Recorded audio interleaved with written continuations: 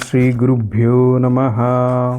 ओं नमो ब्रह्मादिभ्यो ब्रह्मविद्यासम्प्रदायकर्तृभ्यो वंशर्षिभ्यो महद्भ्यो नमो गुरुभ्यः। ओं पंचाशत्वर्णरूपेण या व्याप्तमिदं जगत् शब्दब्रह्ममयीं वाणीं भजेतां परदेवतां। श्रीचक्रबिन्दुनिलयां रहोयागसमर्चितां श्रीविद्यादेवतां वन्दे श्रीमत्त्रिपुरसुन्दरीम्। अब्धिकन्यासमाश्लिष्टम् अर्धिलोकजनाश्रयं सर्वविघ्नहरं वन्दे सिद्धिलक्ष्मीगणेश्वरम्। శ్రీ లలిత సహస్రనామ పాఠ ప్రశస్తి బ్రహ్మాండ పురాణం మనం చెప్పుకున్నాము ఆల్రెడీ. బ్రహ్మాండ పురాణం లలిత ఉపాఖ్యానంలో చెప్పుకోవటం అయ్యింది. ఈ ప్రాశస్తి బ్రహ్మాండ పురాణంలో చెప్పినటువంటిది విష్ణునామ సహస్రాచ్చ శివనామైకముత్తమం శివనామ సహస్రాచ్చ దేవ్యానామైకముత్తమం ఏనాన్యదేవతా నామ కీర్తితం జన్మకోటిభిః తస్యైవ భవతి శ్రద్ధా శ్రీదేవీ నామ కీర్తనే చరమే జన్మని యథా శ్రీ విద్యోపాసకో భవేత్ నామ సహస్ర పాఠశ్చ తథా చరమ జన్మని. ఇది చాలామంది ఆల్రెడీ విని ఉంటారు కాబట్టి నేను వివరణలోకి వెళ్ళటం లేదు. నిన్న మనము అహం అనే దాని గురించి చెప్పుకుంటూ అందులో శక్తి ప్రస్తావన వచ్చింది. ఆ శక్తి యొక్క వివరణని ఈరోజు చెప్పుకుందాము అని అక్కడ విరమించడం జరిగింది. ఈరోజు అది చెప్పుకుందాం.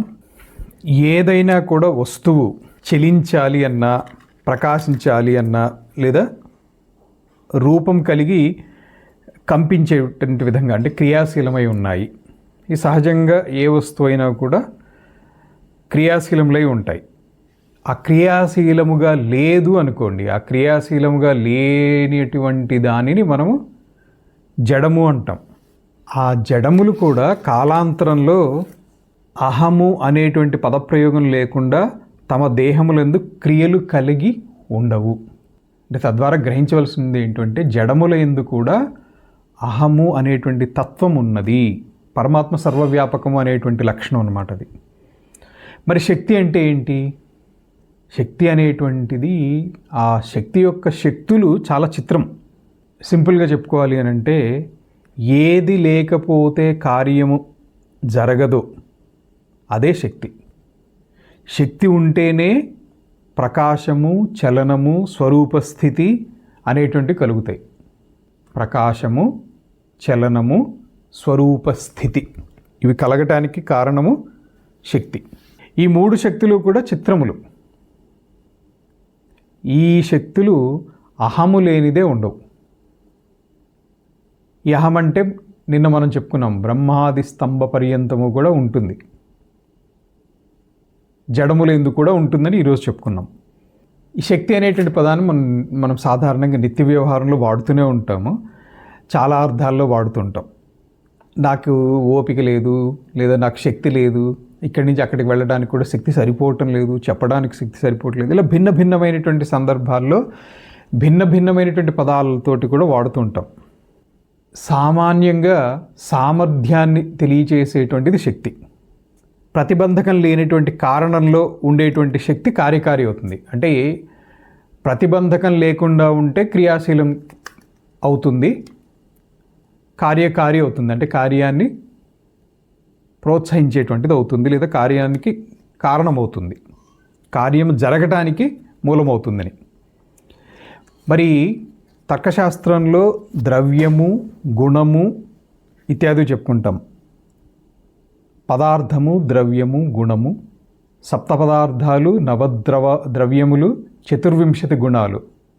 దీని గురించి వివరంగా తెలుసుకోదలుచుకున్నటువంటి వాళ్ళకి తర్కదర్శన పరిచయం అనేటువంటిది ఒకటి ఆల్రెడీ చెప్పినటువంటిది అవైలబుల్ ఉంది మనది.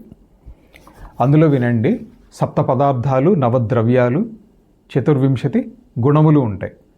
పదార్థాలు ఏమంటే ద్రవ్యము, గుణము, కర్మ, విశేషము, సామాన్యము, సమవాయ, అభావము.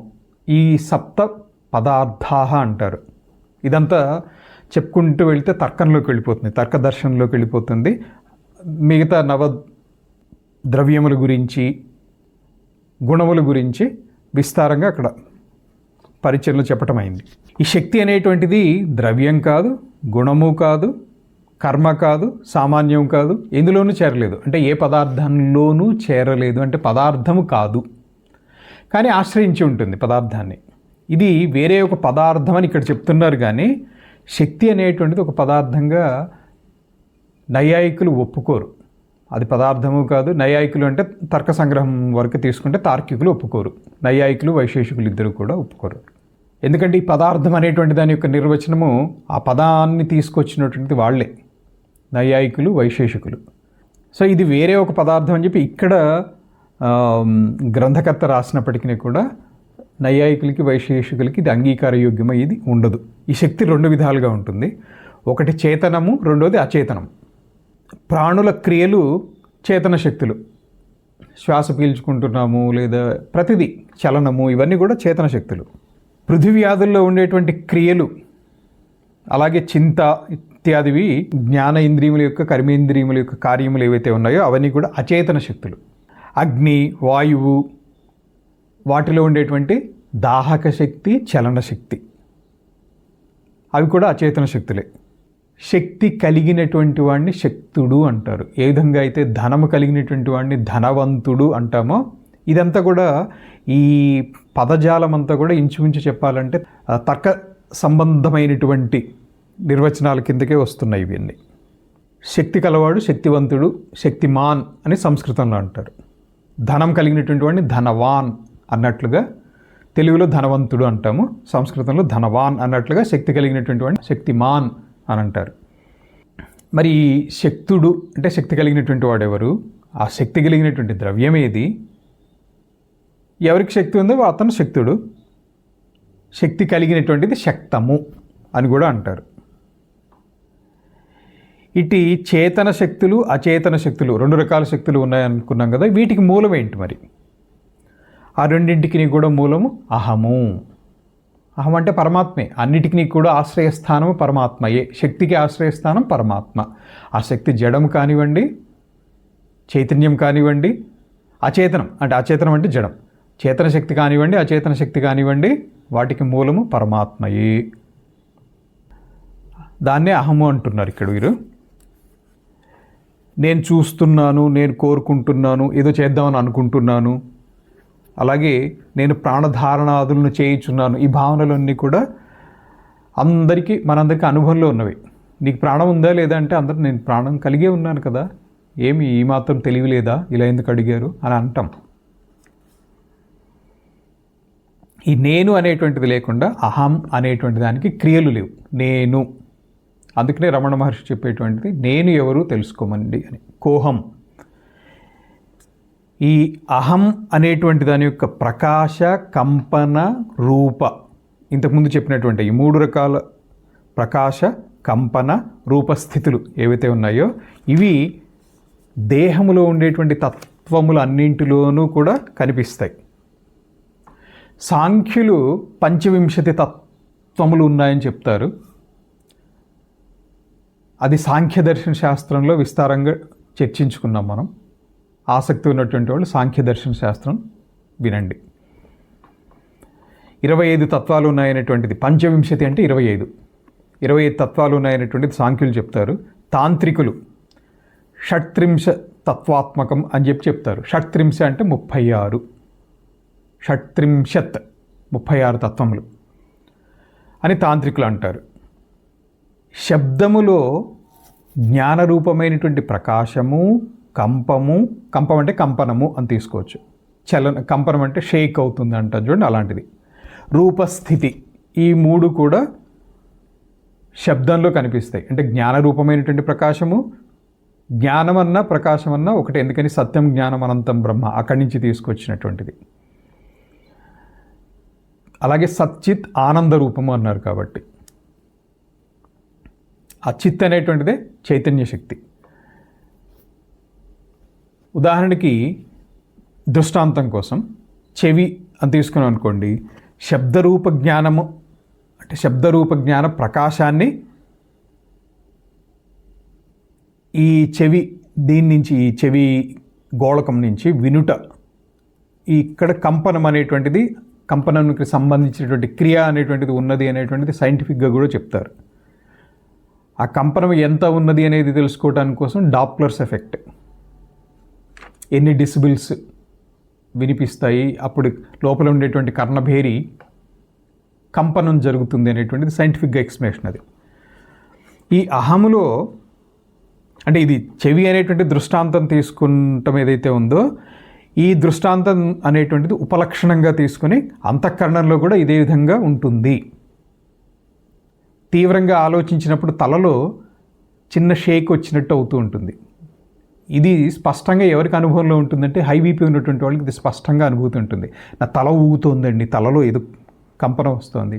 హై బీపీ ఉన్నటువంటి వాళ్ళకి ఇది ప్రత్యక్ష అనుభవం. అది ఈ అహములో జ్ఞానము చేష్ట రెండు ఉన్నాయి. అంటే జ్ఞానము ఉంది, క్రియ ఉంది అని. చేష్ట అంటే క్రియ. అకారము, హకారము, నాదము ఈ మూడు కలిసి అహమైంది. దీన్ని వివరంగా నేను కళ్యాణ శ్రీకళ అక్కడ వివరిస్తాను. కళ్యాణ శ్రీకళ అనేటువంటిది ఇంకొక గ్రంథము, అదే గూఢార్థ దీపిక. కళ్యాణానంద భారతీ స్వామి రాసినటువంటి కళ్యాణ శ్రీకళకి ఆంధ్ర అనువాదం. అది ఆధారంగా చేసుకుని ఆంధ్రంలో రచించబడినటువంటిది అది గూఢార్థ దీపిక. సో అకార హకార నాదములు కలిసి అహము అయింది. జ్ఞాత, జ్ఞేయము, జ్ఞానము మూడు ఉంటాయి. ఈ మూడింటిని త్రిపుటి అంటాము. ఈ త్రిపుటిని కూడా ఏకీకరిస్తే ఉన్నటువంటిది ఒక్కటే పరమాత్మ అనేటువంటిది స్పష్టమవుతుంది. ఈ ఏకీకరణ అనేటువంటిది భిన్న మార్గాలు ఉన్నాయి. అద్వైతం సిద్ధించినప్పుడే అది జరుగుతుంది. క్రియ ఎక్కడ ఉందో దాని వెనకాల జడత్వం ఉంటుంది. నిజంగా జడ పదార్థాల్లోనే క్రియ ఉంటుంది, చేతన పదార్థంలో క్రియ ఉండదు. చేతన పదార్థం ఉన్నట్టు ఒకటే ఒకటి పరమాత్మ. పరమాత్మ క్రియాత్మకం కాదు, కర్తృత్వం లేదు, భోక్తృత్వం లేదు. జడములలోనే జడములను ఆశ్రయించే క్రియలన్నీ జరుగుతున్నాయి. గమనించండి. ఒక దృష్టాంతం చెప్తాను అర్థం కావటం కోసం. విద్యుత్ ఉంది. విద్యుత్తు తనంతట తానుగా వ్యక్తీకరణ అనేటువంటిది లేదు. ఒక బల్బులో విద్యుత్ వ్యక్తీకరణ ఉంటుంది, లేదా ఒక వైర్లో విద్యుత్ యొక్క వ్యక్తీకరణ ఉంటుంది. ఆ వైర్ పట్టుకుంటే, ఇన్సులేషన్ లేనటువంటి వైర్ పట్టుకుంటే అప్పుడు తెలుస్తుంది అక్కడ వ్యక్తీకరణ ఉందా లేదా అని. అలాగే ఫ్యాన్ తిరుగుతోంది అంటాం. ఫ్యాన్ తిరగటము విద్యుత్ యొక్క క్రియాత్మక భావన. అది ఆ విద్యుత్ ప్రసరణ లేకపోతే ఫ్యాన్ తిరగదు. సో ఫ్యాన్ అనేటువంటిది జడము, విద్యుత్ అనేటువంటిది చైతన్యము. చైతన్యం యొక్క క్రియాత్మక దృష్టి ఎక్కడ గోచరిస్తోంది అంటే జడము ఎందే గోచరిస్తోంది. అంటే జడాన్ని ఆశ్రయించుకుని క్రియ యొక్క వ్యక్తీకరణ జరుగుతుంది. క్రియ ఎక్కడైతే ఉందో అక్కడ ఖచ్చితంగా జడం ఉంది. ఎవరన్నా ఆలోచించి నాకు చెప్తానంటే నేను సంతోషిస్తాను. ఈ సెషన్ అయ్యే లోపల కూడా చెప్పండి, ఆలోచించండి. జడము లేకుండా క్రియ ఎక్కడన్నా కనిపించింది అంటే జడ పదార్థం లేకుండా, జడత్వం లేకుండా క్రియాత్వం అనేటువంటిది ఎక్కడన్నా గోచరించిందేమో చెప్పండి. నేను విషయాల్ని తెలుసుకున్నాను, ఇంద్రియాలను నేను, ఈ అలాగే ఒకప్పుడు దేహమే నేను, ఈ ఒకప్పుడు అంటే ఎప్పుడో ఒకప్పుడు అని కాదు, అప్పుడప్పుడు అని కాదు, ఒక్కొక్కప్పుడు అని తీసుకోండి. నేనే దేహం అనేటువంటి అనుభవం, ఇవన్నీ సర్వసామాన్యం. దేహభావన సర్వసామాన్యంగా ఉన్నటువంటివి. ఇంతకుముందు త్రిపుటి అని ఏదైతే చెప్పుకున్నామో, జ్ఞాత, జ్ఞేయము, జ్ఞానము, ఈ మూడు ఒక్కటే, అదే అహము. త్రిపుటి లయిస్తే అదే అహము. సారాంశం ఏంటంటే అహం అంటే జీవుడు, పూర్ణాహం అంటే లలితా పరమేశ్వరి. ఇక్కడ అహము అనేటువంటిది, జీవుడు అనేటువంటిది దేహాత్మ భావనతోటి, దేహమే నేను అనేటువంటి భావనతో ఉన్నప్పుడు అహం జీవుడు. పూర్ణాహం అంటే లలితా పరమేశ్వరి, పరాహం అంటే పరబ్రహ్మం. జ్ఞాత అంటే విషయం. చాలామందికి త్రిపుటిలో జ్ఞాత, జ్ఞానము, జ్ఞేయము ఈ మూడు ఏంటి అనేటువంటిది పదాలు మాట్లాడేస్తూ ఉంటాం, కానీ వాటి అర్థం చాలామందికి తెలియకపోవచ్చు. తెలియకపోవడం దోషం కాదు, తెలుసుకునే అవకాశం వచ్చినప్పుడు తెలుసుకోవాలి. జ్ఞాత అంటే విషయి, జ్ఞాత అంటే తెలుసుకునేటువంటి వాడు అని. అతనిని విషయి అంటాం. జ్ఞేయము అనేటువంటిది విషయం, దేన్నైతే మనం తెలుసుకుంటున్నామో అది జ్ఞేయము. ఆ తెలుసుకోబడేటువంటి దాన్ని, అంటే ఆ తెలుసుకోబడేటువంటి విషయాన్ని తెలుసుకునేటువంటి వాడు ఏ సాధనం ద్వారా తెలుసుకుంటున్నాడో దాన్నే జ్ఞానము అన్నాము. సో ఈ మూడు త్రిపుటి. జ్ఞేయానికి ప్రకాశకుడు. జ్ఞేయం అంటే తెలుసుకోబడేటువంటి విషయాన్ని ప్రకాశింపజేసేది ఎవరు అంటే జ్ఞాత. ఈ జ్ఞాత నిర్వికార కారణం ఎప్పుడూ కూడా, అంటే పరమాత్మ. జ్ఞాతలో ఉండేటువంటి జ్ఞాన చేష్ట సంస్కారాలు మార్పులు చెందుతూ ఉంటాయి, అంటే వికారం పొందుతూ ఉంటాయని. అవి నిర్వికారం కాదు. దీన్నే శంకర భగవత్పాదుల వారు ఎంత కాదన్నా కానీ శంకర భగవత్పాదుల వారిని రిఫర్ చేయకుండా ఏ అద్వైత గ్రంథకర్త కూడా తన గ్రంథము పరిపూర్ణమైందని భావించలేరు. సో శంకర భగవత్పాదుల వారు అధ్యాస భాష్యం అని అంటే బ్రహ్మసూత్రాలకి రాసినటువంటి కించిత్ ఉపోద్ఘాతం అని అనుకోవచ్చు. అందులో జనుల వ్యవహారంలో అవిద్య అనేటువంటి దాని గురించి రాస్తారన్నమాట.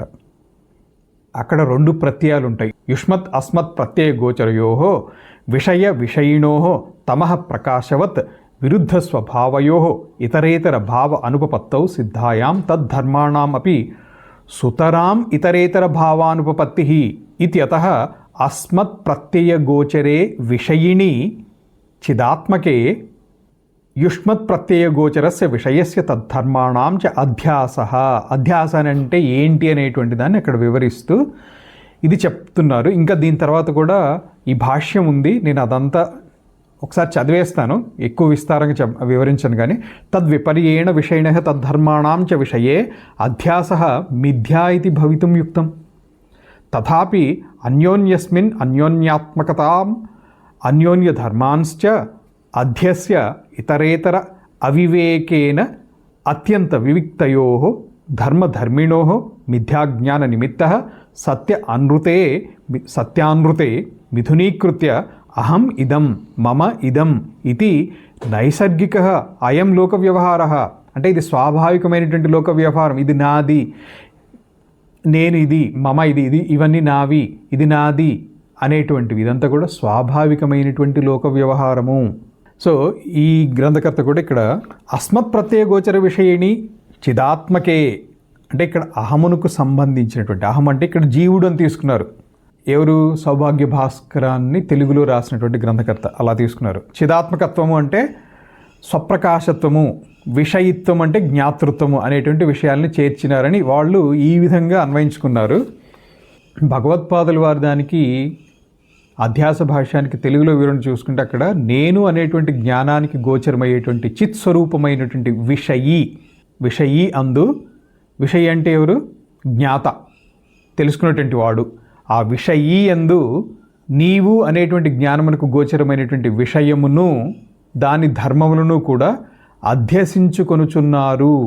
అంటే నిజంగా తన యందు అధ్యాస, పరమాత్మ యందు వికారము లేనటువంటి పరమాత్మ యందు ఈ కనిపించేటువంటి వాటిని అధ్యాస చేసి ఈ దేహమే నేను, ఈ జగత్తు సత్యము ఇత్యాది భ్రాంతి పొందుతున్నారు. దాన్ని అధ్యాస అని చెప్పి భగవత్పాదులు వారు చెప్పారు. ఇక్కడ వీరు తీసుకున్నటువంటిది ఏంటంటే అహం అంటే జీవుడని తీసుకుంటున్నారు. సరే పర్వాలేదు, జీవుడు, ఈశ్వరుడు, పరమాత్మ ముగ్గురు ఒకటే అనేటువంటిది నిన్న ఐతరేయ ఉపనిషత్ భాష్యంలో కూడా చెప్పుకున్నాం మనం, శంకర భాష్యంలో. ఇలాంటి విశేషణాలని శంకర భగవత్పాదులు చేర్చారు అధ్యాస భాష్యంలో అని చెప్పుకొస్తున్నారు. అది అంటే సారాంశం ఏంటంటే చెప్పేది ప్రకాశము, చేష్ట, కార్యము వీటన్నిటికీ కూడా ఉపాదాన కారణము అహము. ఆ అహమునందే ఈ 3 లక్షణాలు కలిగినటువంటి శక్తి ఉన్నది. శక్తి, శక్తుడు ఒక్కటే. ఏ విధంగా అయితే పొట్టు తీస్తే ధాన్యం మొలకెత్తదో, పొట్టు లేకుండా ధాన్యం సహజంగా ఉండదు. పొట్టుతోటే ఇంచుమించు అన్ని ధాన్యాలు కూడా పొట్టుతోటే ఉన్నాయి. చూడండి, గ్రహించండి. పొట్టు తీస్తే మొలకెత్తవు.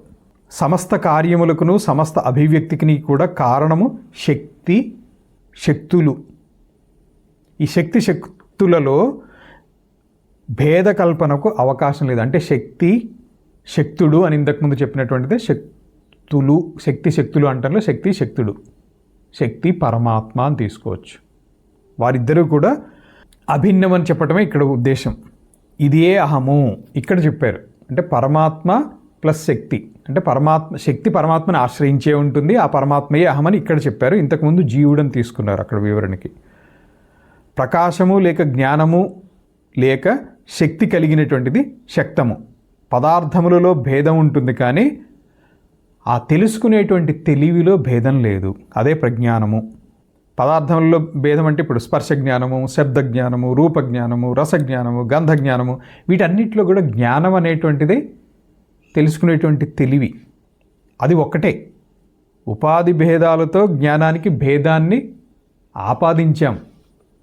రూపజ్ఞానము అన్నా కానీ, శబ్దజ్ఞానం అన్నా కానీ అన్నీ కూడా జ్ఞానముతోటే ముడిపడి ఉన్నటువంటివి. జ్ఞానం అనేటువంటిది సామాన్య ధర్మం. నామాంతరం ఈ జ్ఞానానికి సంవిత్.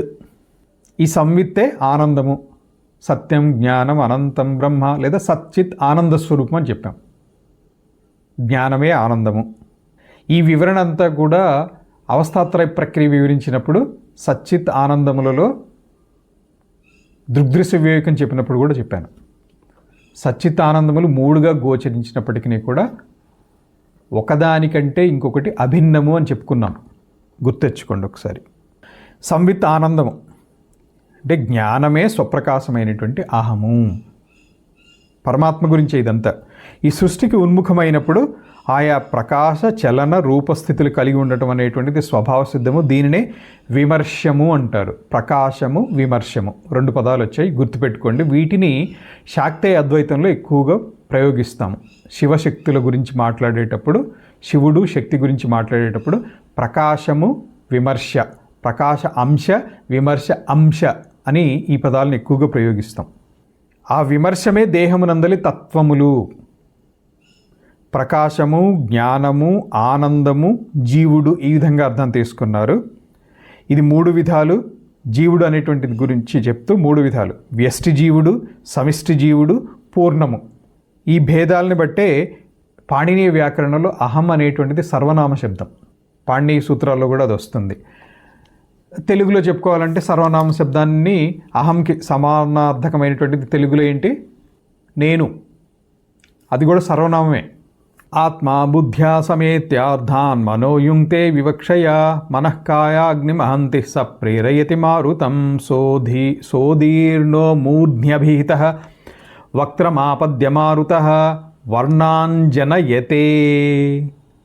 అంటే వర్ణములు ఏ విధంగా ఉత్పన్నమవుతాయి అనేటువంటిది వివరిస్తారు. ఇది ఈ వర్ణములకు ఎందుకు ప్రస్తావన వచ్చింది అనేటువంటిది కూడా కొంచెం ఓపిక పట్టండి, అది కూడా వివరణ చెప్తాను. ఆ వివరణ కూడా వస్తుంది. ముందుగా ఆత్మ బుద్ధితో కలిగిన, దీన్నే చిచ్ఛాయ అని చెప్పుకున్నాం దృగ్దృశ్య వివేకంలో. మనస్సు ఆయా అర్థాలని చెప్పవాలి అనేటువంటి కోరిక కలిగితే అర్థములతోటి కలుస్తుంది. తర్వాత మనస్సు దేహములో ఉండేటువంటి అగ్నిని తాకి లోపలి వాయువుని ప్రేరేపిస్తుంది. అది వ్యాపించి మూర్ధమున అభిహితమై ముఖమును పొంది వర్ణములు అవుతోంది. అంటే మన దేహంలో వర్ణములు ఏ విధంగా ఏర్పడ్డాయి అనేటువంటిది ఇక్కడ చెప్తున్నారు. ఇట్టి ఆత్మ అంటే పూర్వోక్తమైనటువంటి అహము నటరాజరాజు సాయం సంధ్యా సమయన్న తాండవం చేశారు. తదవసానమున సనకాది సిద్ధులను ఉద్ధరింపగోరి తన ఢక్కను 14 పర్యాయములు మోగించారు. పాణిని ఆ ధ్వనులను విమర్శము చేయగా పాణిని సూత్రాలు ఆవిర్భవించాయి. దీన్నే పాణిని వ్యాకరణంలో చెప్పుకునేటప్పుడు ఈ సూత్రములు ఏ విధంగా ఆవిర్భవించాయి అనేటువంటిది ఒక శ్లోక రూపంలో ఈ విధంగా చదువుకుంటాం. నృత్తావసానే నటరాజరాజో ననాద ఢక్కాం నవ పంచవారం ఉద్ధర్తుకామ సనకాది సిద్ధాన్ ఏతద్విమర్శే శివసూత్రజాలం. వీటిని శివసూత్రములు అంటారు.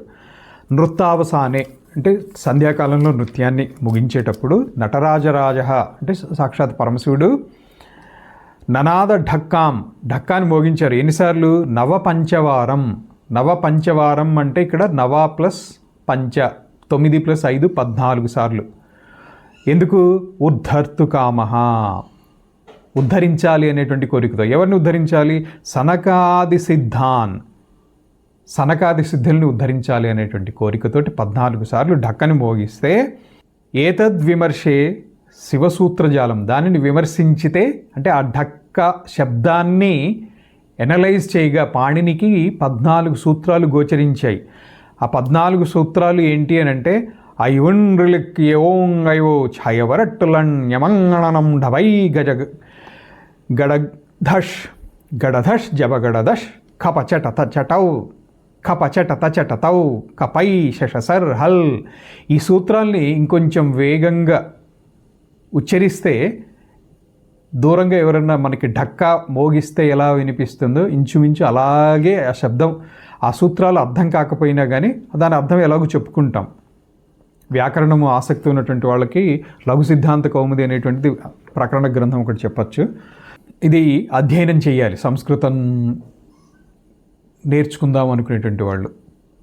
వీటిని కొంచెం స్పీడ్గా చెప్పుకుంటే ఇంచుమించుగా ఢక్కా ధ్వని వినిపిస్తుంది. ఆ యువన్ రిలిక్ యవోంగ యువో చహయ వరట్టలన్ యమంగణనం జబై గడ గడధష్ జబ గడధష్ కప చట తచట తౌ కపై శశసర్ హల్ అని చెప్పి ఆ 14 సూత్రాలు ఒక్కదాన్ని నేను కొంచెం విశ్లేషణపూర్వకంగా ఒక్కదాన్ని వివరిస్తాను.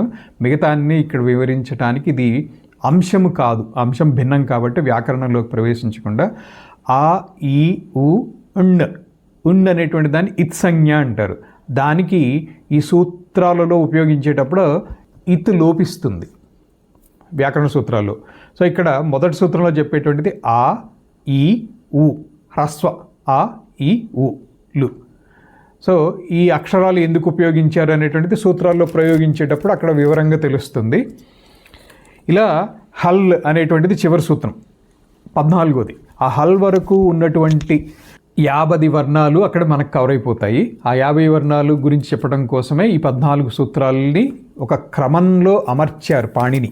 సంస్కృతంలో ఉండేటువంటి వర్ణాలని సూత్రీకరించినప్పుడు ఐ ఉన్, తర్వాత రి ల్ ఏ ఓ ఐ ఔ హ య వ ర ల అలా వర్ణాలన్నీ కూడా 50 వర్ణాలు కూడా సూత్ర రూపంలో చేసి ఆ సూత్రాలతోటి ప్రయోజనం ఏంటి అనేటువంటిది వ్యాకరణంలోకి ప్రవేశించినప్పుడు ఆ సూత్రాల ద్వారా ఉచ్చారణ స్థానాలను వివరిస్తారు. ఉచ్చారణ స్థానాలని ఇవన్నీ నేర్చుకుంటే స్పష్టమైనటువంటి ఉచ్చారణ నేర్చుకోవడం కోసం ఇవి తెలిసి ఉండాలి. ఏ వర్ణాన్ని ఎక్కడి నుంచి ఉచ్చరించాలి, ఉచ్చరించాలి కాదు ఉచ్చరించాలి.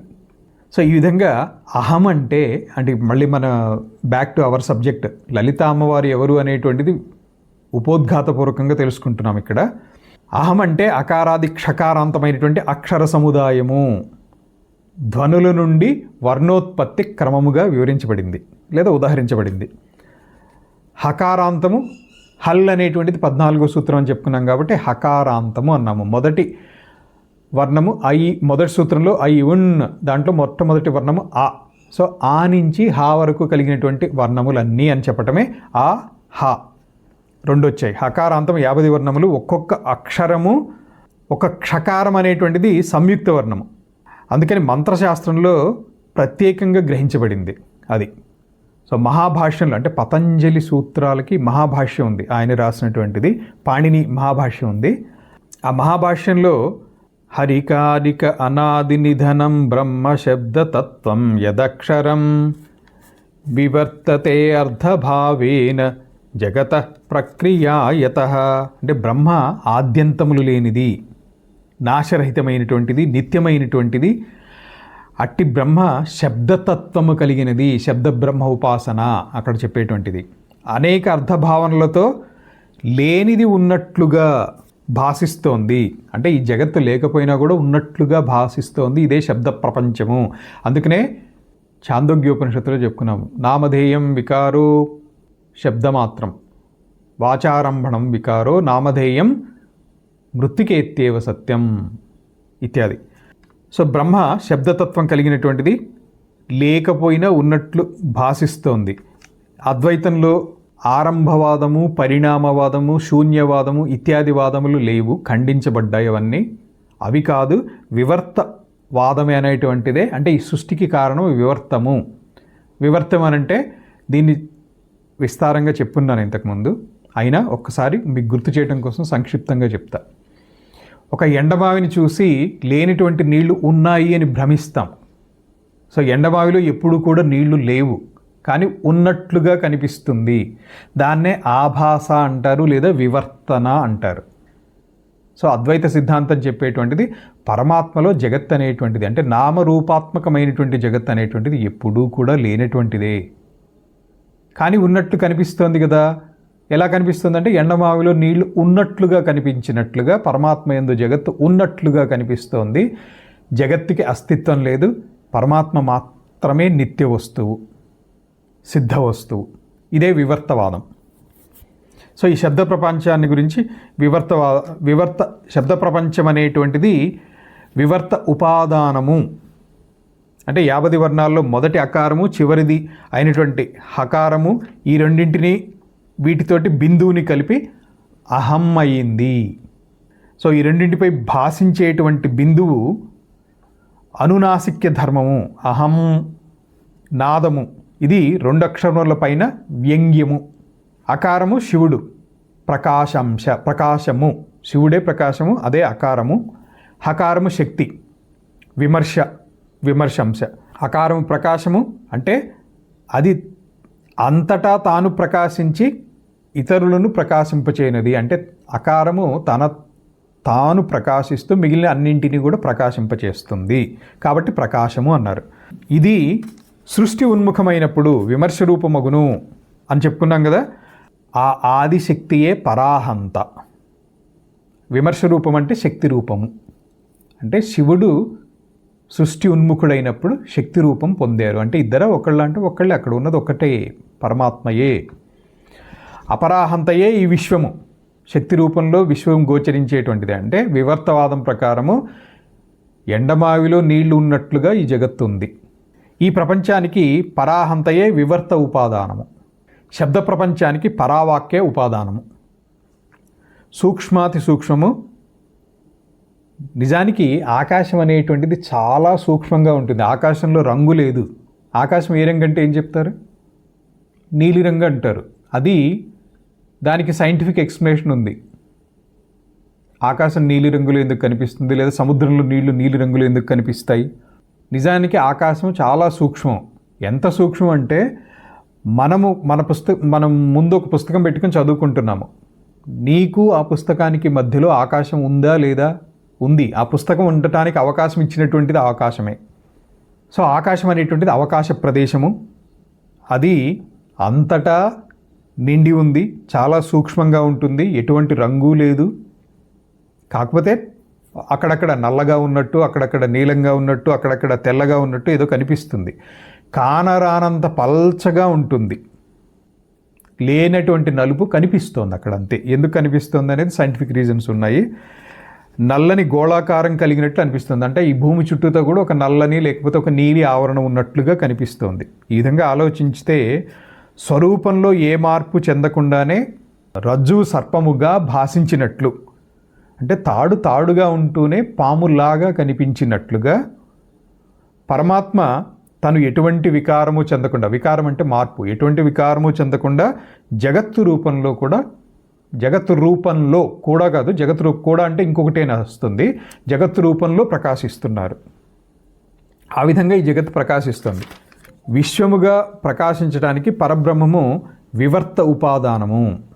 కాబట్టే పాణిని, పతంజలి, శంకర భగవత్పాదుల వారు వీళ్ళ భాష్య సారాంశము జీవేశ్వరులకు అద్వైతము. అద్వైతమే శృతి సిద్ధాంతము. అది ఒక మతం కాదు. అద్వైతం అనేటువంటిది మతం కాదు, ఒక సిద్ధాంతం. అది శృతి సిద్ధాంతం, అంటే వేద విహితమైనటువంటి సిద్ధాంతం. రహస్తర్పణ తర్పిత అనేటువంటి నామం దగ్గర దీన్ని వివరంగా చెప్పుకుంటాము. దానికి తగినటువంటి భాష్య శ్లోకాలు, భాష్య ఉదాహరణలు కూడా ఉంటాయి. దీక్షాపరులు అంటే శాక్తేయ దీక్షాపరులు అంతా కూడా శివశక్తి సామరస్యాన్నే చూస్తారు. ప్రకాశ అమర్శ హస్తాభ్యాం అవలంబ్య ఉన్మనీశ్రువం ధర్మాధర్మకళా స్నేహం పూర్ణవన్హౌ జ్యోమ్యహం అనేటువంటి భావంతో, అంటే ప్రకాశము అమర్శం, అమర్శం అన్న విమర్శ అన్న ఒకటే, అనేటువంటి హస్తాలతోటి ఉన్మని అనేటువంటి శ్రోము, ఉన్మని శ్రోము అంటే అమనస్కము అనేటువంటి శ్రోమును ఆధారంగా చేసుకొని మనం చేసినటువంటి ధర్మము అధర్మము అనేటువంటి క్రియలని, అంటే ఆ క్రియలు అనేటువంటి స్నేహమును, ఆ క్రియలు అనేటువంటి స్నేహం అనబడేటువంటి నేతిని పూర్ణవన్నీ అంటే శివశక్తుల యొక్క సామరస్యం అనేటువంటి అగ్ని యందు హోమం చేయుచున్నాను అనేటువంటి భావనతోటి పూర్ణ దీక్షాపనులు చేస్తారు.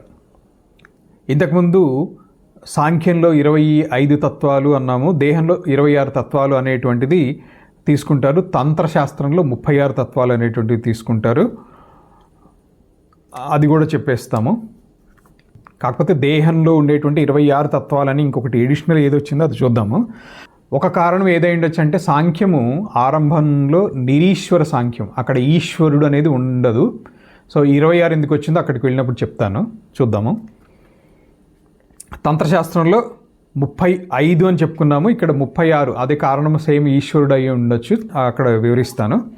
అంతర్నిరంతర నిరింధన మేధమానో మోహాంధకార పరిపంధిని సంవిదగ్నౌ కశ్చింశ్చిత్ అద్భుత మరీచి విలాసభూమౌ విశ్వం జుహోమి వసుధాది శివావసానం. అంటే హృదయంలో ఎడతెగకుండా ఏ కట్టెలు లేకుండా విజృంభించి ప్రకాశించేటువంటి, మోహం అనేటువంటి చీకటికి శత్రువు అయినటువంటి, అనిర్వచనీయము అయినటువంటి పృథివీ మొదలు శివతత్వం వరకు కలిగినటువంటి ఈ విశ్వము అనేది నేను లేక ఈ దేహము అహము అనేటువంటి భ్రాంతిని హోమం చేస్తున్నాను. అంటే జుహోమి అనేటువంటిది ఇప్పుడు చెప్పినటువంటి శ్లోకం యొక్క భావము. సో ఈ 25, 26 లేదా 35, 36 ఈశ్వర తత్వమునందు వ్రేల్చి అంటే హోమించి యోగమూలకమైనటువంటి అద్వైత స్థితిని చేరుటయే అద్వైత వేదాంత ఉపాసనా మార్గము. అంటే ఒక స్పష్టంగా గుర్తుపెట్టుకోండి, సౌభాగ్య భాస్కరంలో కానీ కళ్యాణ శ్రీకళలో కానీ, కళ్యాణ శ్రీకళ అన్న గూఢార్థ దీపికన్నా ఒకటే, అలాగే జయమంగళ వ్యాఖ్యలో చెప్పేటువంటిది కానీ, ఈ మూడింటిలో కూడా చెప్పబోయేటువంటిది, ప్రతి నామానికి మనం వివరించబోయేటువంటిది అద్వైత ఉపాసనా మార్గమే. ఉపాసన యొక్క గమ్యం ఏంటి, ఉత్కృష్టమైనటువంటి చేరగలిగినటువంటి స్థానం ఏంటి అనేటువంటిది చాలాసార్లు శంకర భాష్యంలో చెప్పుకున్నాము. ఇక్కడ కూడా మళ్ళీ అవసరం వస్తే చెప్పుకుంటాము. సో ఆ 25 తత్వాలు లేదా 26 తత్వాలు ఏంటి అని అంటే, మూల ప్రకృతి, దేహంలో ఉండేటువంటి సంఖ్యలు అన్నమాట, దేహంలో ఉండేటువంటి తత్వముల యొక్క సంఖ్య. ఇది సాంఖ్య ఆధారంగానే ఉంటాయి, సాంఖ్య దర్శనం ఆధారంగా. మూల ప్రకృతి, మహత్ అహంకారములు అంటే మహత్ అహంకారము, పంచతన్మాత్రలు, పంచభూతములు, పంచ జ్ఞానేంద్రియములు, పంచ కర్మేంద్రియములు, మనస్సు, జీవుడు, ఇంతవరకు తీసుకుంటే 25 అవుతాయి. ఇది సాంఖ్య దర్శన శాస్త్రం ప్రకారము. ఇక్కడ వీరు ఇంకొకటి యాడ్ చేసి ఈశ్వరుడు అని చేశారు, 26 అయినాయి. అదే తంత్రశాస్త్రం ప్రకారము తత్వములు మూల ప్రకృతి, మహత్ అహంకారములు, తన్మాత్రలు 5, పంచభూతములు, పంచ జ్ఞానేంద్రియములు, పంచ కర్మేంద్రియములు, ఇంతవరకు సాంఖ్యంలో ఉన్నవే ఉన్నాయి. ఎడిషనల్గా పంచ ప్రాణములు, పంచ ఉపప్రాణములు 10 వచ్చి చేరాయి. అక్కడ 25 కాస్త 35కి జంప్ అవుతుంది. మనస్సు, జీవుడు అక్కడ ఇక్కడ సేమ్. సో ఇవన్నీ కలుపుకుంటే 35, ఈశ్వరుని కలుపుకుంటే 36. తంత్రంలో అధికంగా గ్రహించినటువంటివి ఏంటి అంటే 10 ప్రాణములు మాత్రమే. సో ఇటువంటి మార్గాన్ని శ్రీ వేదవ్యాసుల వారు, శంకర భగవత్పాదుల వారు, కాళిదాసు, విద్యారణ్య భాస్కరాదులు అంటే విద్యారణ్య స్వాముల వారు, అపర శంకరులు అనిపించుకున్నటువంటి విద్యారణ్య స్వామి వారు, ఈయనే విజయనగర సామ్రాజ్య స్థాపన హరిహర బుక్కరాయల తోటి వాళ్ళు అప్పటికే ఇస్లాం స్వీకరించడం జరిగింది. అన్యమత ప్రాబల్యంతో వాళ్ళని పునః హిందూ మతంలోకి తీసుకుని వచ్చి, అంటే ఘర్ వాపసే అనేటువంటిది ఈరోజు కొత్త కాదు, అది చెప్పడం ఉద్దేశం. వాళ్ళని వెనక్కి తీసుకుని వచ్చి వాళ్ళతోటి విజయనగర సామ్రాజ్య సంస్థాపన చేయించారు. సరే, దైవ ఘటన. 400 సంవత్సరాలు మాత్రమే ఉజ్వలంగా వెలిగినటువంటి సామ్రాజ్యం అది, హిందూ సామ్రాజ్యము. ఛత్రపతి శివాజీని చెప్పుకుంటున్నాము, శ్రీకృష్ణదేవరాయలను కూడా అంతగా చెప్పుకోవచ్చు. ఎందుకంటే దక్షిణాది మొత్తాన్ని కూడా శ్రీకృష్ణదేవరాయలు, అంతేకాకుండా ఉజ్జయినిలో కూడా శ్రీకృష్ణదేవరాయలు వెళ్ళి వచ్చినటువంటి సందర్భాలు ఉన్నాయి. సరే, అది సబ్జెక్ట్ వేరే కాబట్టి పక్కన పెట్టేస్తాను. విద్యారణ్యులు అలాగే భాస్కరాదులు వీళ్ళందరూ ఉపదేశించినటువంటిది ఈ మార్గమే. ఈ మార్గమే అంటే ఇక్కడ వీళ్ళు చెప్పేటువంటి ఉద్దేశము అద్వైత ఉపాసనా మార్గము. కాకపోతే వీళ్ళు చెప్పేటువంటిది ఇది శాక్తేయ వేదాంతం కిందనే చెప్తున్నారు. దాన్ని మనము కన్ఫ్యూజ్ అవ్వకండి. శంకర భగవత్పాదుల వారు చెప్పినటువంటిది శృతి మార్గం ఏదైతే ఉందో అది మాత్రమే వేదాంత మార్గము. వేదాంతం అంటే వేదాంత దర్శనము, అద్వైత సిద్ధాంతము శంకర భాష్య సమేతముగా ఉన్నటువంటిదే వేదాంతము. బ్రహ్మసూత్రములు దాన్ని వేదాంత దర్శనము అంటాం. సో వేదాంతం అనేటువంటి వర్డ్ కలక్వెల్గా వాడేస్తున్నారు. ఉపనిషత్తులు కూడా వేదాంతము అంటారు. వేదాంత దర్శనము వేరు, వేదాంతము వేరు. వేదాంతం అనేటువంటిది అద్వైత సిద్ధాంతాన్ని బోధించేటువంటిది. సో ఆ విశ్లేషణ గుర్తుపెట్టుకుని ఎక్కువగా ఎన్ని చెప్పినా కూడా చాలా చోట్ల వీళ్ళు ఉపాసనా మార్గం అనే చెప్తున్నారు. అద్వైత ఉపాసనా మార్గము, దీన్నే శాక్తేయ అద్వైతము, శాక్తేయ అద్వైత మార్గం అని తీసుకోవచ్చు. కాబట్టే జీవతత్వము ఈశ్వరతత్వమునందు, ఆ ఈశ్వరతత్వమును పరిపూర్ణ సచ్చిదానంద లక్షణయుక్తముగు పరబ్రహ్మమునందు యోగానుభవముతో వేల్చువానికి, యోగ అనుభవముతో అంటే అనుభవ సిద్ధమైనటువంటిది చెప్తున్నారు వీళ్ళు.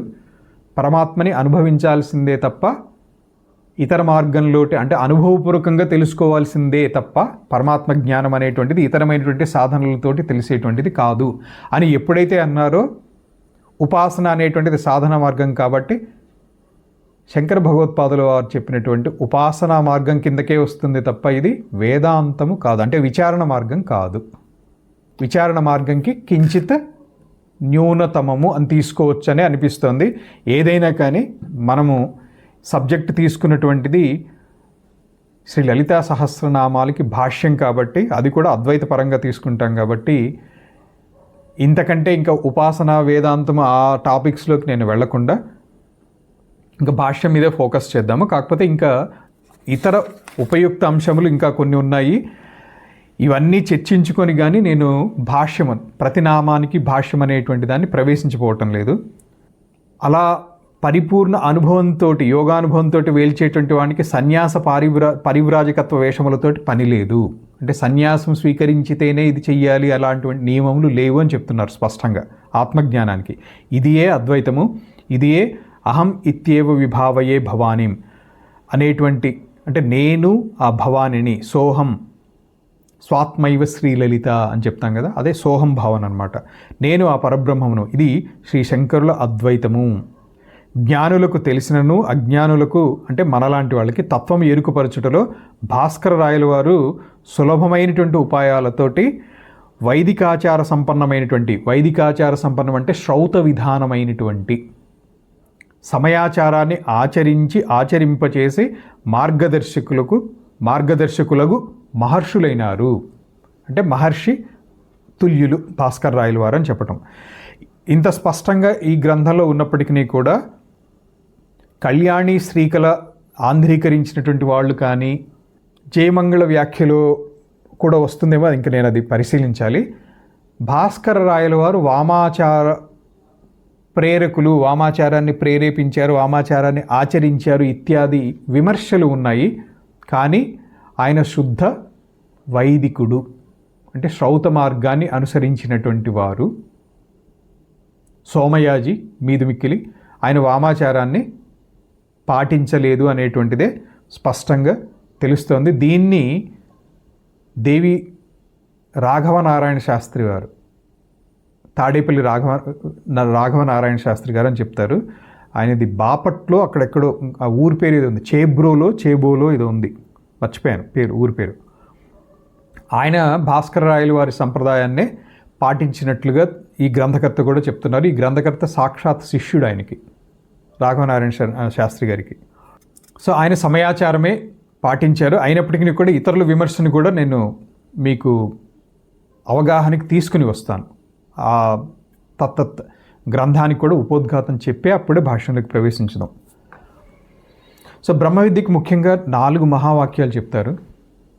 ప్రజ్ఞానం బ్రహ్మ, అహం బ్రహ్మాస్మి, తత్వమసి, అయమాత్మ బ్రహ్మ.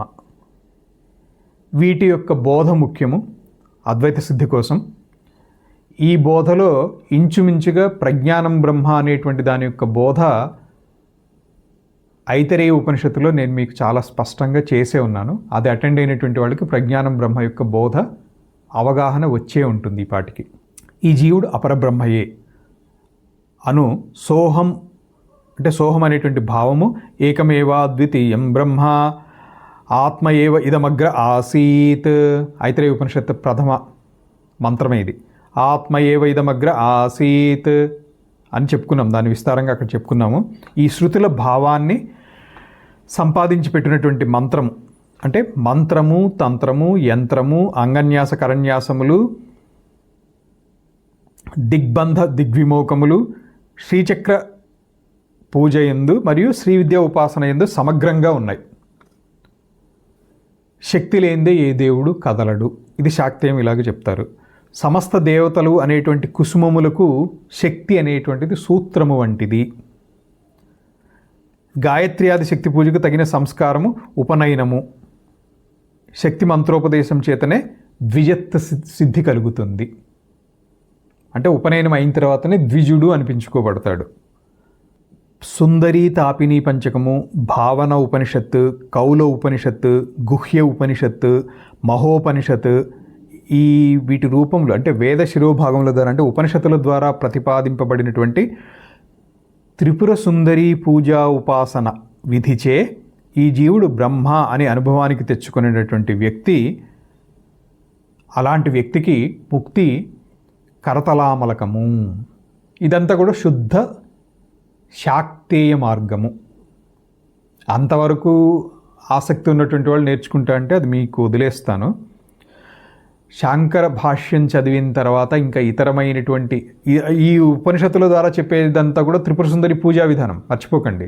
మళ్ళీ నేను పూజ చేస్తూ కూర్చుంటాను, శ్రీచక్ర పూజ చేస్తాను లేదా ఉపాసన చేస్తానంటే అది మీ ఇష్టం అని వదిలేస్తాను అంతే.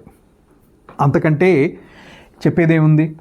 ఆ ఉపాసన యొక్క అత్యుత్తమ గమ్యం ఏం చేరుకుంటారు అనేటువంటిది మీకు ఈ పాటికి చాలాసార్లు స్పష్టంగానే వివరించబడింది. స్పష్టముగా మంత్రశాస్త్రంలో శివుడు ప్రకాశము, దేవి విమర్శ. అకారము ప్రకాశము, హకారము విమర్శ. శాక్తాద్వైతంలో త్రిపుర సుందరియే పరబ్రహ్మము. శాక్తేయ మార్గంలో త్రిపుర సుందరియే పరబ్రహ్మము. అలాగే విశిష్ట అద్వైతము ఏదైతే ఉందో అక్కడ వైష్ణవ సాంప్రదాయం అది. అక్కడ విష్ణువే పరబ్రహ్మ వాళ్ళకి. అలాగే శైవాద్వైతం ఉంది, శివుడే పరబ్రహ్మం వాళ్ళకి. కానీ శంకర భగవత్పాదుల వారు వీటినన్నింటినీ కూడా నామము రూపము ఉన్నది అని అంటే అది ఈ జగత్తుకి సంబంధించినటువంటి అంశమే అని స్పష్టంగా చెప్పి ఉన్నారు. శివశక్తులు రెండు కూడా ప్రకాశ విమర్శలుగా సృష్టి, స్థితి, లయ వీటికి కారకులయ్యారు. తనోతీతి తంత్రం అనేటువంటి వ్యుత్పత్తితోటి పరతత్వములను తెలుసుకోవటానికి సాధనాలను విస్తరించి శిక్షించేటువంటిది అంటే పనిష్ చేయటం కాదు, శిక్షణ ఇచ్చేటువంటిదని. అది దాన్ని తంత్రము అంటాం. మననాత్ త్రాయతే ఇది మంత్ర. మననం చేయటం వల్ల సంరక్షించేటువంటిది కాబట్టి మంత్రము. కామాది వికారములతోటి కలిగేటువంటి దోషములను నియంత్రించేటువంటిది యంత్రము. ఈ మూడు కూడా శ్రీవిద్యోపాసన అంటే మంత్రము, తంత్రము, యంత్రము.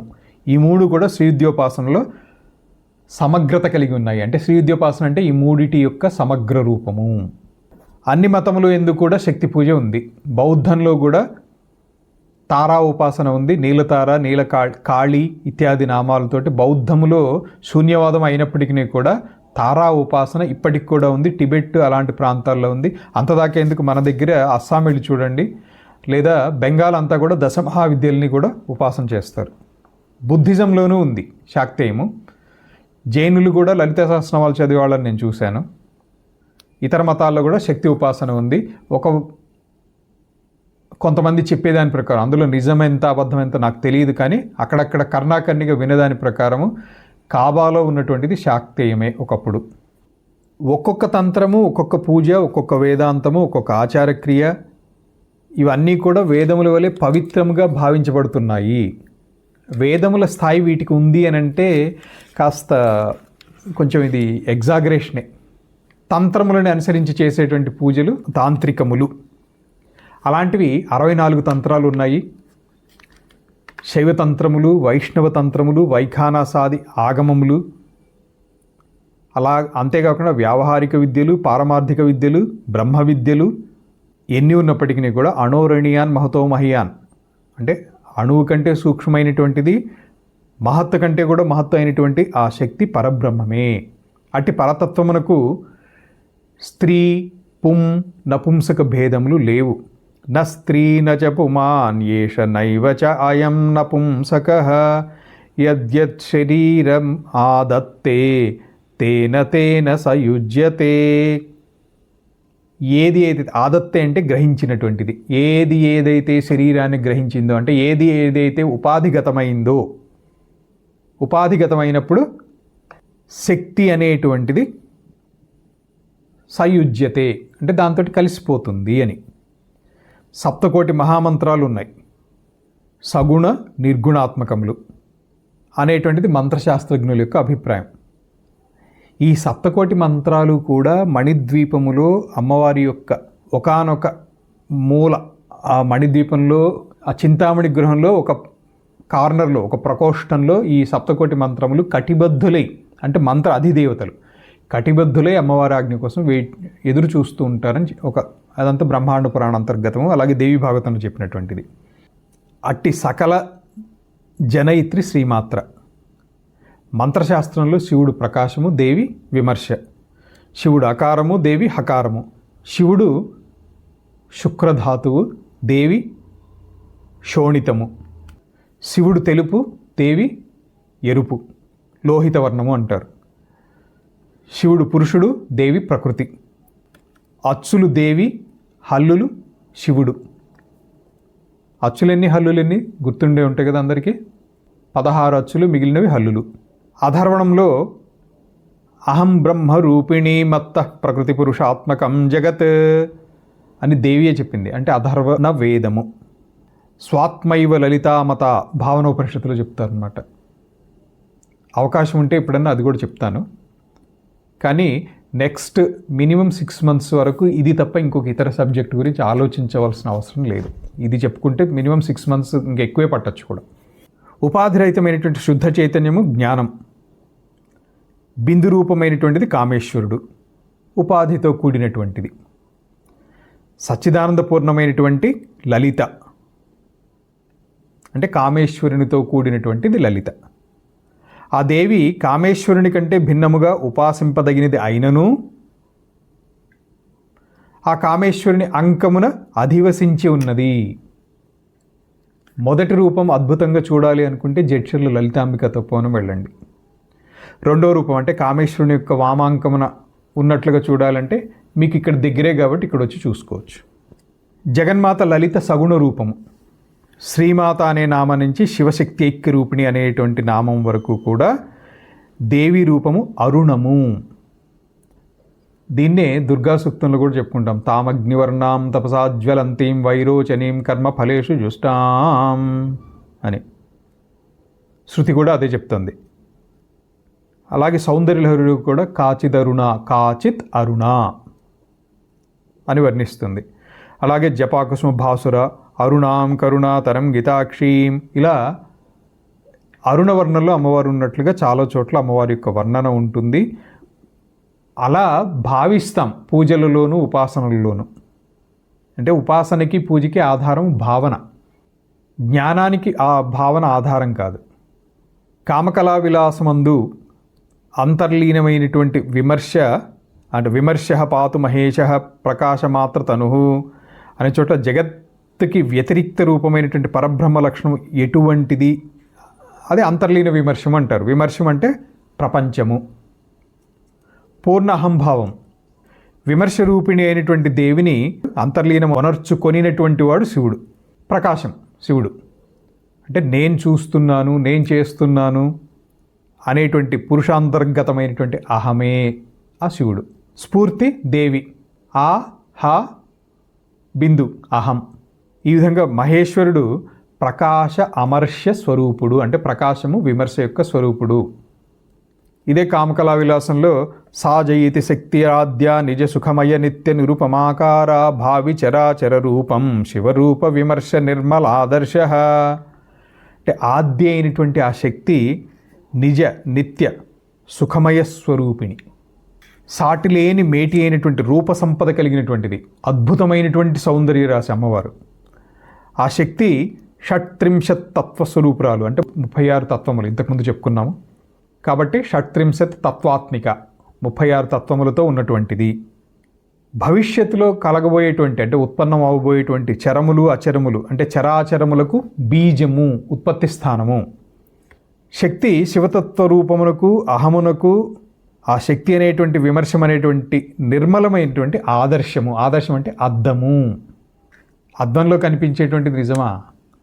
ఏ విధంగా అయితే ఎండమావిలో కనిపించేటువంటి నీళ్లు నిజమో అలాగే అద్దంలో కనిపించేటువంటి ప్రతిబింబం కూడా నిజమే.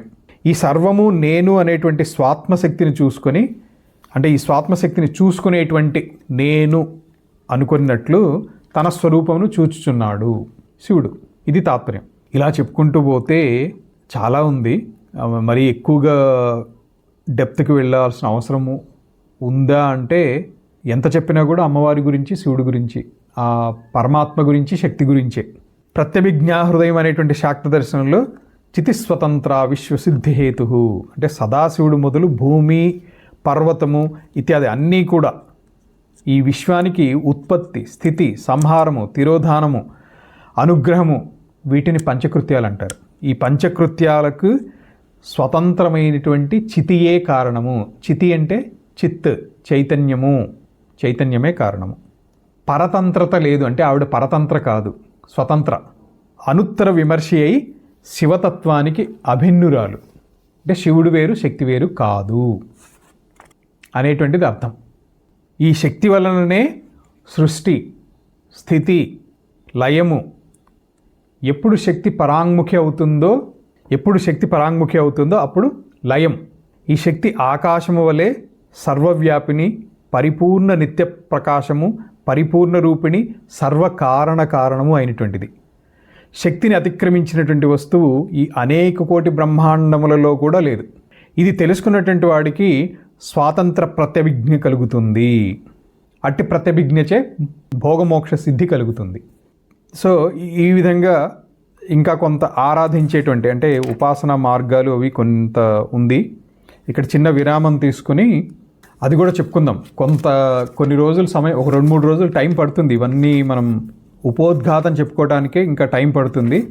అయినప్పటికీ ఇవి ఒక్కసారి వింటే చాలా సందేహాలు తీరిపోతాయి. అందరికీ కూడా ఉపయుక్తంగా ఉంటుంది అనేటువంటి అభిప్రాయంతో ఇవన్నీ నేను చెప్తున్నాను. సో కొంచెం ఓపిక పట్టి, అర్థం కాకపోయినా కానీ శ్రద్ధగా వినండి, అర్థమవుతుంది. అర్థం కాకపోయేంత క్లిష్టత ఏం లేదు. సో రుద్రయామలం దశమ పట్టణంలో బోధించినటువంటి వశిష్ఠ, శుక, సనక, సనందన, సనత్కుమార వీళ్ళచే చెప్పబడినటువంటి తంత్రములు ఈ 5 కూడా సమయచార బోధకములు. ఇది కేవలము వైదిక శాస్త్రోక్త పద్ధతి. ఉపనయనంతో అంటే ఉపనయనంతో పాటుగా గాయత్రి మంత్రోపదేశంతో దేవి ఆరాధన చేయటం ఇది కేవలం వైదికం. అంటే గాయత్రి మంత్రోపదేశంతో ద్విజత్వ సిద్ధి, అలాగే బాల, పంచదశి, వనదుర్గ, చండి ఈ క్రమంలో మంత్రోపదేశములతోటి దేవి ఆరాధన చేయటం ఇది దక్షిణాచారము. సంకల్పంలో సకల సౌభాగ్య సిద్ధ్యర్థం మోక్షార్థం అని చెప్తారు. సో ఇంతవరకు మనం సమయాచారం గురించి చెప్పుకున్నాము. వామాచారం అనేటువంటిది రేపు చెప్పుకుందాము. ఓం సహనావతు సహనౌ భునక్తు సహ వీర్యం కరవావహై తేజస్వినావధీతమస్తు మా విద్విషావహై. ఓం శాంతి శాంతి శాంతి.